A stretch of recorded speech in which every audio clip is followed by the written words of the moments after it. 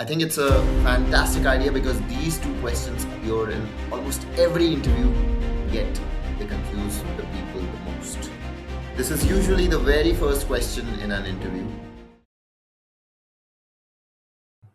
Hello and welcome back to Speak Smart.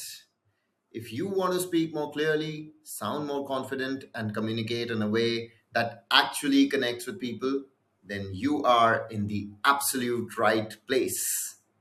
Hi everyone, this is Nikhil Malhotra. I'm a CPD certified communication, soft skills, and corporate trainer and facilitator. And I work with students and professionals who want to improve their communication and professional presence, whether it's for interviews, meetings, presentations, or career growth. Before we begin today's topic, I want to give a small shout out.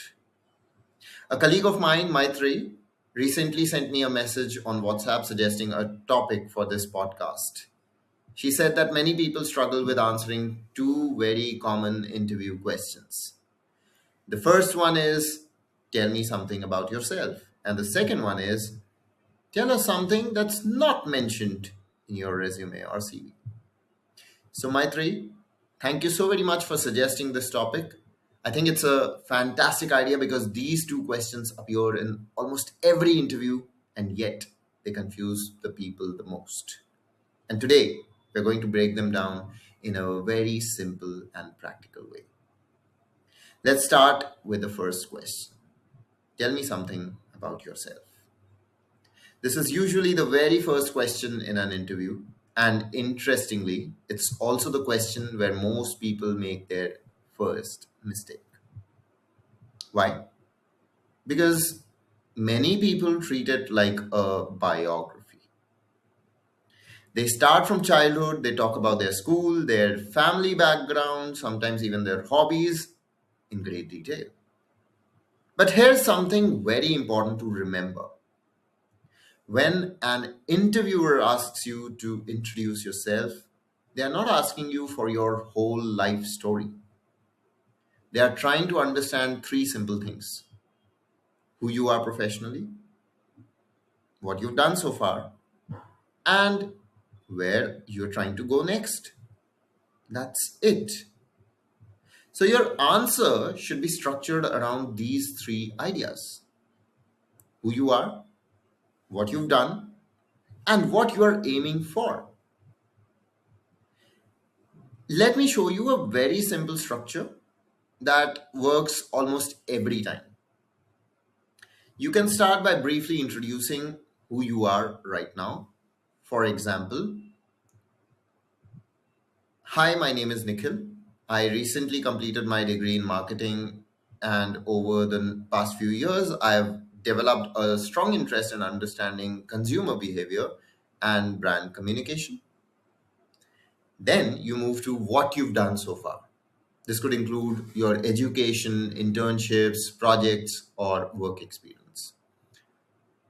For example, during my final year, I worked on a project where we analyzed how small businesses use social media to attract customers, and that experience really strengthened my interest in digital marketing.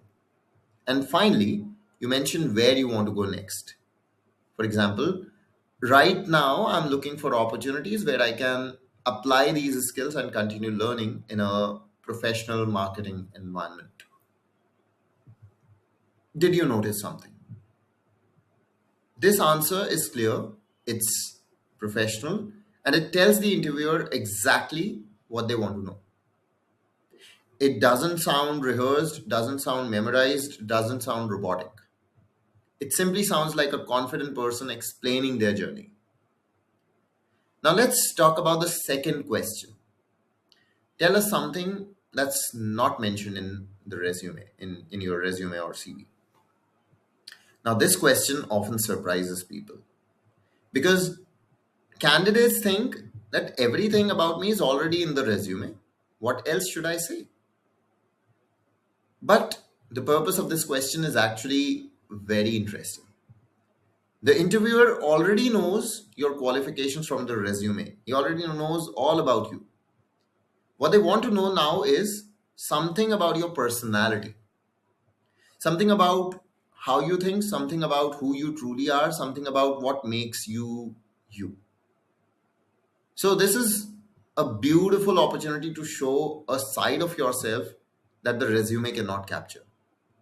For example, you could talk about a habit, a mindset, or an experience that shaped the way you work. Let me give you a simple example. You could say something like, one thing that's not mentioned in my resume is that I really enjoy simplifying complex ideas for people. During my college projects, I found myself often explaining difficult concepts to teammates, and I realized that I enjoy making information easier to understand. Now, look at what just happened here. You didn't repeat the resume, you just added a new layer to your personality. You show the interviewer how you think and what kind of value you bring to the company. Another example could be about curiosity. You can say, one thing that's not mentioned in my resume is that I'm naturally very curious about how systems work, whether it's technology, business processes, or team dynamics. I enjoy understanding the logic behind the things. This gives the interviewer insight into your mindset. And interviews are not only about skills, they are also about mindset and attitude. So, the key idea here is simple: don't repeat your resume, reveal something meaningful about your personality, something very, very important. Now, let me give you one powerful tip that works for both of these questions. Instead of memorizing answers, focus on understanding your own story. The moment you memorize sentences, your delivery becomes stiff. But when you understand your journey, you can explain it very naturally.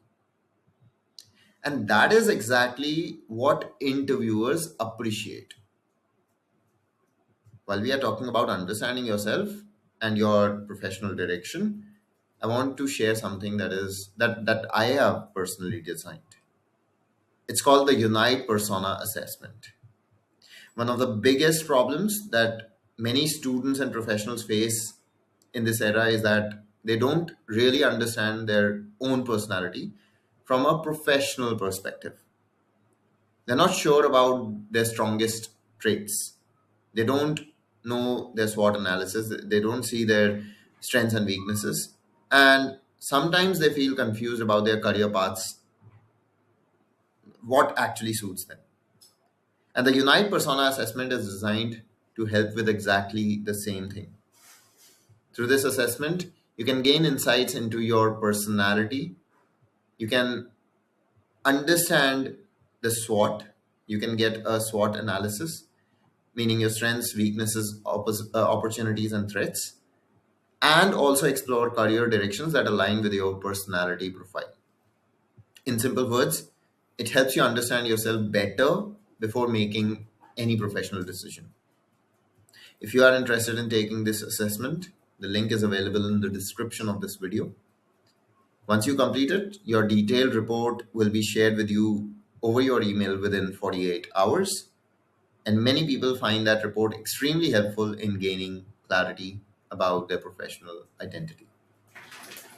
Before we wrap up today's episode, let's quickly recap the key ideas learned today.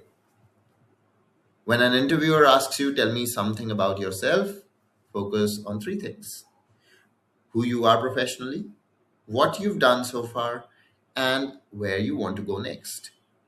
And when they ask you, tell us something that's not mentioned in your resume or CV, don't repeat your qualifications.